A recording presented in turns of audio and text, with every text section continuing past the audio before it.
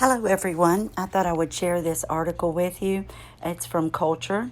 Inside Meghan Markle's royal flop, the Duke and Duchess are being frozen out of Hollywood, one red carpet event at a time. Well, we know they didn't get to go to the Obama party. We know that they weren't invited to the Oscars. We know they weren't invited to the Met Gala and many other places that they wanted to go in and take a starring role on the red carpet. So let's go ahead and get into it. This is written by Kara Kennedy. What does it mean to be an A-list Hollywood power couple? Celebrity, yes, but also respect. Look at George and Amal Clooney, a high-powered heartthrob and his equally high-powered human rights lawyer wife. Or look at Beyonce and Jay-Z, hip-hop royalty and dedicated philanthropists. You and your partner can buy a mansion in the right zip code, hang out with the right people, and say the right things at the right charity events, but that doesn't make you a Hollywood power couple. Modern-day stardom is about more than just name recognition. It takes charisma, dedication, and charm. For all their striving, Prince Harry and Meghan Markle just don't have it. Britain has realized this, and Hollywood is starting to realize it too.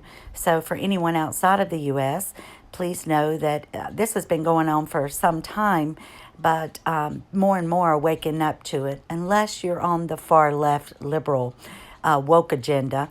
If you're part of that crowd, then you think they're just amazing. Every streaming service deal has invited quiet sniggers. Every ill-judged interview and profile-raising event now brings with it a mixture of pity and irritation. The corporations are learning that they're getting little bang for their buck. Think about it, Netflix and Spotify. Over the last few months, there has been whispers of Spotify growing more frustrated with Duchess Doolittle after the $25 million deal went public in December of 2020, and yet only landed one 33-minute Christmas episode. We know that she's released 4, but she's put others on hold so that she can go back and hopefully remove the little digs that she's made toward the monarchy and the royal family. But I don't think Spotify is going to allow her to do that because those have already been produced and are ready to go. And I don't think she's going to be able to do the edits that she knows she needs. It seems like a stern word may have worked, as we recently saw the much-awaited launch of Meghan's new podcast, Archetypes.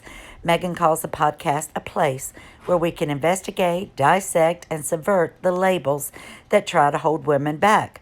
Well, she tries to hold women back herself, just like when Mariah Carey called her a diva, and she was so offended by that and had to go on and add something at the end of the podcast when she wasn't in front of Mariah Carey to try to say that, explain that away. But her first special guest was notably downtrodden Serena Williams. Listeners were offered little more than the Meghan show, with the Duchess managing to talk for 11 minutes straight before her guest even got a word in edgeways. It's all about Meghan. Next, we delivered a 6,500-word interview in the New York Magazine, which covers the Duchess's views on the monarchy, the British press, and racism. In case somehow you didn't know them already, in the article, Meghan claims she is still viewed as a real-life princess and told assorted lies about the British press. Again, they were quickly debunked when Meghan claimed that the UK Archie would be subjected to a press pen of 40 people snapping pictures on a school run, which we know that isn't true. It's only done on the first day of school for the royals and not for the exile royals. She would have to call people up and pay them to come. Royal reporters quickly called her claim complete tosh, adding that her sister-in-law, the Duchess of Cambridge, has happily been doing the school run for years without any problem. She also added that she and Harry were like salt and pepper, saying, "You never move more one without the other. Blink twice if you need help, Harry. We'll rescue you." The interview didn't seem to get the reception they presumably hoped for, with even staunch Sussex fans put off by it. Well, when the Duke and Duchess failed this year to snag an invite to the Oscars or the Beckham wedding, it was clear that they are slowly being frozen out. That was a big insult not to go to the Beckham wedding when one of their lead chief PR people, a female, I don't recall her name at the moment, but she was actually invited, but I did a video on that. solely being froze out of Hollywood, one red carpet event at a time. Last year, the couple didn't make the cut for Barack Obama's 60th birthday celebration, attended by Tom Hanks, Beyonce, Jay-Z, and the Clooneys. Angela Levin, Prince Harry's biographer, suspects that the Obamas are wary of Meghan's supposed desire to run for the presidency and worried about upsetting the British royals. Well, I would think they'd also be worried that with all the talking that she does, that she would sell information or secrets about people who had attended their private birthday bash. One LA source told me that the main reason for them being excluded is the organizers know that all media attention would be on them and take away from the event or people there to celebrate. There's also claim that an A-lister known for lavish parties left the pair off a guest list because of their capacity to share, adding that celebs never know where details of their private lives might end up. This is quite the irony given Harry and Meghan's self-professed obsession with privacy. It's also a fair cry from the open arms welcomes as they presumably expected would await them in Los Angeles after turning their backs on royal duties in 2020. Many of the worst aspects of the couple's priorities were apparent during the 2018 wedding. It was a lavish affair that came with a $37 million price tag, a diamond tiara, a $471,000 electric Jaguar, a Givenchy wedding gown, and a bridesmaid fitting that may or may not have seen the Duchess of Cambridge reduced to tears, which we all know she was. Meghan described the day as a spectacle for the world.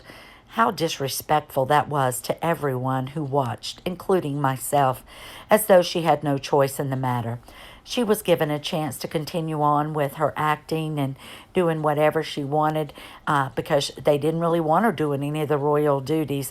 And she could have been happily married and stayed with Harry and everything been fine. But no, she wanted to be in the spotlight, center of attention. Back to the story. Never mind that Harry's cousin, Princess Beatrice, quietly wed her husband in a private service in Windsor 2 years later. So privately, in fact, that they had to announce it to the world that it even happened. Remember, and the Queen and Prince Philip were in attendance. In hindsight, it is now clear that the Sussexes' wedding was part of Meghan's plan to make it in Hollywood. Stars such as Elton John, the Beckhams, Serena Williams, George Clooney, Idris Elba, Priyanka Chopra, and of course, Oprah Winfrey lined the pews, even though she didn't know them very well. A gathering of the closest friends of the bride and groom? Well, not quite. One guest that attended the assembly told me that nobody there knew each other. It was a show. Part of me thinks that she Googled who would make her look popular and shipped them over for the day. The British journalist Rachel Johnson, sister of Boris, tells a story that was doing the rounds in the weeks after the wedding. While Carolyn Bartholomew, Diana's former roommate, was waiting for the wedding service to start, she turned to the couple alongside her and asked how they knew Harry and Meghan. "We don't," replied the Clooneys. Perhaps it's a cruel rumor, but it illustrates a feature of their attempt at stardom. They can command the attendance of global VIPs, but they can't command their friendship. Just 2 years after the wedding, the Sussexes stepped down as working royals, citing their need to take a step forward into a more peaceful life. After the decision was finalized, it was widely believed that Meghan had won. She would recap the rewards of her blue-blooded marriage, but would no longer be tied down by the archaic rituals of British royalty and could instead begin a Hollywood dynasty of their own, founded on a quest for social justice. Blah, blah, blah.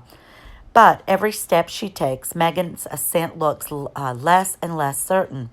If recent months have shown us anything, it's that she hasn't won anything at all, and that she's vastly underestimated how fickle Hollywood is, mistaking 5 minutes of fame for lifelong reverence. You can't take a mid-budget TV actress and a mid-ranking royal and use their considerable bank balance to buy Hollywood status. Well, Meghan thought so.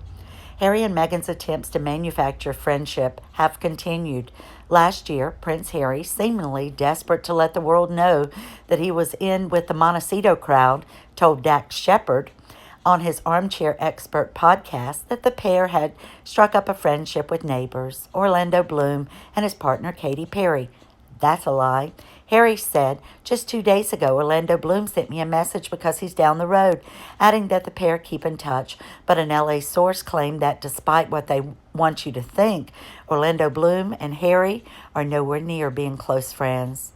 Unsurprisingly, the wedge between the pair is down to Meghan, who, a source reports, is still angry about Katy Perry's interview where the singer said that Meghan would have been well served by another wedding dress fitting.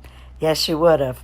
The source added that the men are trying to stay out of it, and although they are being cordial and kind to one another, they are certainly not going to go to the local bar together for a pint. It can't help that Perry added in the interview that Kate won the wedding dress sweepstakes. Good on Kate. Speaking to people in LA, there's a sense that Tinseltown is starting to see through Meghan's truth. That's right, Meghan's truth, but not the truth. Los Angeles, or Angelenos, are realizing that British people didn't hate her because she wasn't white, or because she had a career, or any other reason suggested by the Sussex PR. There was no big anti-Meghan conspiracy that kicked her into gear as soon as she stepped onto British soil. The public there simply saw through her. She lacked the understanding that if taxpayers are footing the bill for her luxury lifestyle, they expect things in return. Is a few pictures once a year and the sight of a new royal baby too much to ask? Brits also don't take too kindly to being branded racist bigots when Meghan... It's okay, sweetie. Doesn't get her own way. The Sussexes flop can't be traced back to a single event.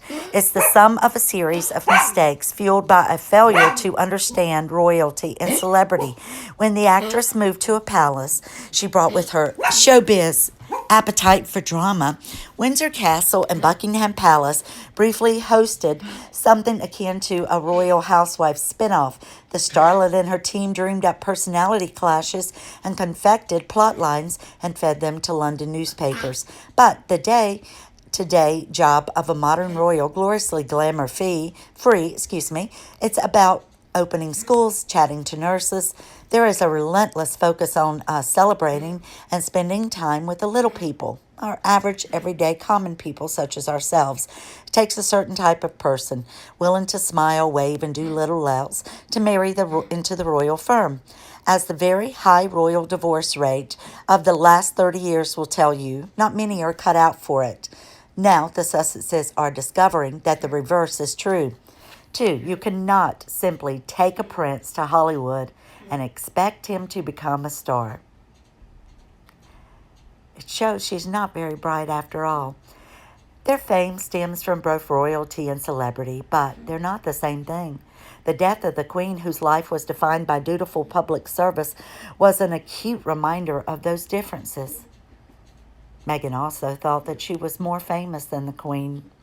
A strange combination meant that Her Majesty was somehow the most famous and recognized woman in the world, yet we knew so very little about her thoughts and opinions.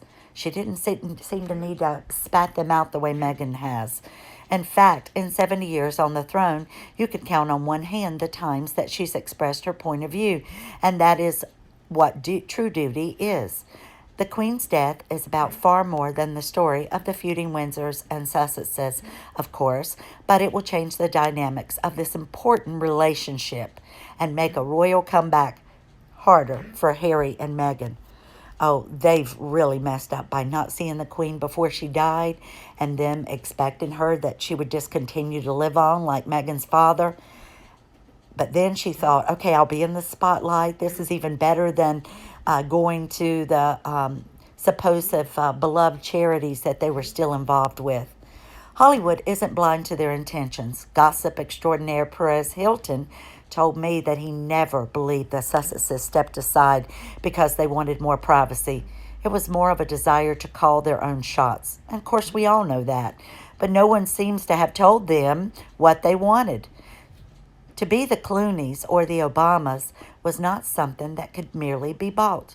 Nope, it takes years of hard work, dedication to your craft or to politics, whatever you're choosing to pursue. But Meghan thought just by the mere fact that she was married to a member of the royal family, that Meghan would be the most famous, wonderful woman in the world. And because she had endless amounts of money to spend on her wardrobe, that she would also be a fashion icon like Princess Diana. These are all my thoughts. Hilton added that what happened next in terms of interviews and million-dollar deals was unsurprising. They had a need to exploit Prince Harry's family for financial gain. We know with Oprah Winfrey, they needed money, and that's how they sought to get it. They wanted to live a superstar lifestyle on a multi-million-dollar mega mansion in one of the most expensive neighborhoods in the U.S. But of course, we know they bought the Russian oligarch mansion, and it's not as spectacular as they would want us to believe. And I do believe that they're suffering from a financial crisis now. And it's been said that Sunshine Sachs, their PR firm in New York, actually dropped them, and that rumors are going around that Sunshine Sachs did so because of the working conditions with them, as well as the fact that they were waiting on their $2 million payment that had not come in, even though they had been told it was on its way. Those are rumors and cannot be proven as such, but I believe them. Hilton added that what happened next in terms of interviews and multi-million-dollar tiers was unsurprisingly, they had a need to exploit Prince Harry's family for financial gain. They needed the money. They wanted to live that superstar life, and they live a very expensive life, and entertainment is where the money is. You can see why Harry, particularly Meghan, thought it could work. At her core, Markle is a showgirl. Forget smiling at nurses. She could take her star power and his royal privilege global. The problem is that her confidence stems from what can be, at best, described as loose relationship with reality. We've all thought she was delusional. As the British royal family have learned the hard way, Markle is a fantasist.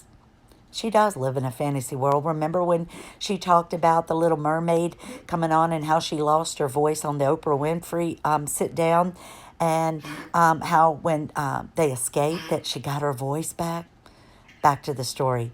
She was just 11 years old when she first appeared on Nickelodeon's to condemn sexist language in a TV commercial about dish soap. And my opinion is she was nothing more than being egged on by her father and trying to be supportive to her, just like Greta Thunberg was by her parents. It's like a young person that doesn't have the mental capacity to really understand these things that they're talking about, but someone has coached them into being able to push a certain narrative. Back to the story. It's a story that she brings up from time to time, claiming she was so furious when she saw the sexist, I can't even read it, Procter & Gamble, that she decided to write the most powerful people she could think of, including the First Lady, Hillary Clinton, and managed to get her ad pulled. Well, there's never been any proof that the ad was pulled based on Meghan's letter, nor has there ever been any proof that Hillary Clinton received a letter from her or much less responded to Meghan. Where is the proof? This was all egged on by her father. When she was a D-list celeb who started in a middling series on USA Cable Network, nobody fact-checked her anecdotes.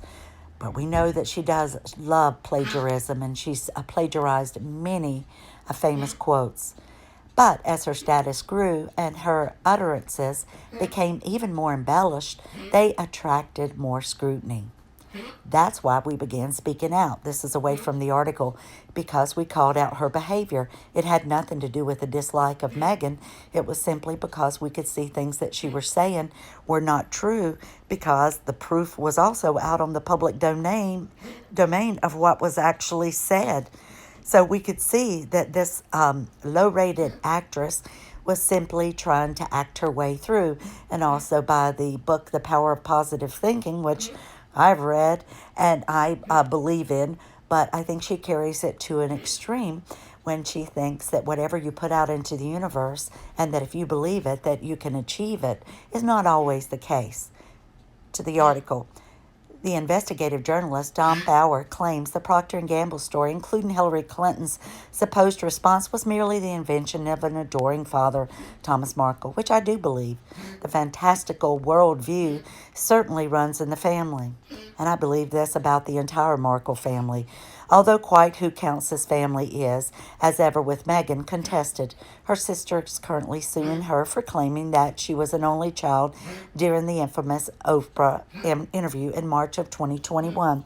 Well, we know that she's suing her for a lot of other things that were said in there, and also for things that Meghan passed on through an email and through her private secretary to Omid and Carolyn Duran. The interview in New York, Meghan of Montecito, includes her newest and most aggrandizing story. She claims that during her visit to the Lion King in London, a cast member from South Africa pulled her aside. He looked at me and he said, he said, I just need you to know, when you married into the family, we rejoiced into the streets the same as we did when Mandela was freed from prison. A showgirl's skills can be useful when carrying out the duties of a smiling, waving, fantastic, hat-wearing royal. As we learned from Princess Diana, there is always an element of faking it, but Meghan's preoccupation with the superficial is all-consuming, as she is herself self-obsession. Her tale about the Procter & Gamble commercial tells us we all need to know about how she wants to see or have the world to see her. While normal teenagers wasted their time playing with friends and answering teachers back in high school, Meghan was standing up for the oppressed women, standing over a kitchen sink. Dear reader, while you're doing nothing, Meghan was changing the world. Oh, we should all be so thankful. Meghan and Harry's recent decision to return to the UK poses awkward questions for the couple. Why return now, when they didn't come to the funeral of Prince Philip or to support William at the unveiling of the Princess Diana statue at Kensington Palace? And why step foot in a place that made you feel so unwelcome that, according to Meghan, it made her feel suicidal? Perhaps the answer in that they have exhausted their options in Hollywood. That's exactly what it is. In her New York interview, Meghan told the world that she was very aware that people see her as a princess. And at this point, I'm not sure whether this is her attempt at satire or whether she has fallen victim to her own imagination. I think the latter. The objective truth is that Meghan's relationship with reality is blurred. Whether or not people saw her as a princess 4 years ago, they do not regard her in that same way now. We've all seen her, Meghan. In your podcast, you said you wanted people to see who you truly are, but I can tell you, we've seen who you truly are, and we don't like you. We don't like your behavior. There is no doubt that if he returned, Harry would be welcomed by his family and the British people with open arms. But for Meghan, the game would well and truly be up. Perez Hilton summed up the feeling in Hollywood. They're not our royals. We don't have any allegiance to them. Well said, Perez. We don't have any reverence for them. We will not curtsy in front of them. To us, they are just mere celebrities. That's the problem with mixing monarchy with celebrity. The two worlds overlap, but they are not the same. Meghan and Harry claim to have one foot in both. Increasingly, they aren't welcome in either. This was written by Kara Kennedy, and it was for SpectatorWorld.com. This was her first magazine piece, and I think she did a very good job. And this was the Twitter account of the Spectator World, where it says, you can't just take a mid-budget TV actress and a mid-ranking royal and use their considerable bank balance to buy Hollywood status, writes this Miss Kennedy. And I hope you enjoyed that. That's the end of this. And I know it was quite a long article, and hope you don't mind me putting up the article instead of pictures.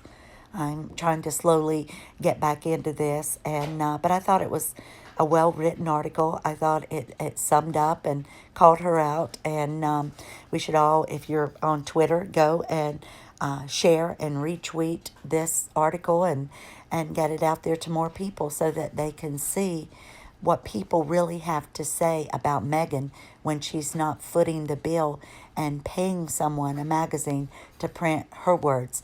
And if you've read the Cut magazine, article. I love the way that the author or writer wrote it. I thought she did an amazing job, and you could tell that in her way of writing style that she was making fun of Meghan in a way, and that she just couldn't believe what she was hearing, and that she wanted her moans and utterances somehow translated and put in the article too. It just shows the fantasy world that she lives in, and that it also just goes to the fact where we think that, or I think, that she's delusional based on her actions, based on her words, based on these articles and PR fluff that she puts out there. So I hope everyone is doing well. I don't know how often I'm going to be back. I'm just going to try a few here and there to see if I'm able to do it now. But I want to thank you all for the wonderful messages, emails, texts, WhatsApps that you've all sent me. And I can't tell you how much they've helped me and my family, and going through our grief. It's taken us longer than I think any of us realize, but I've learned now that you just have to let things play out the way they will, take things day by day, and each person in their own time in dealing with grief. So my love to you all. Have a great day, and I'll see you soon.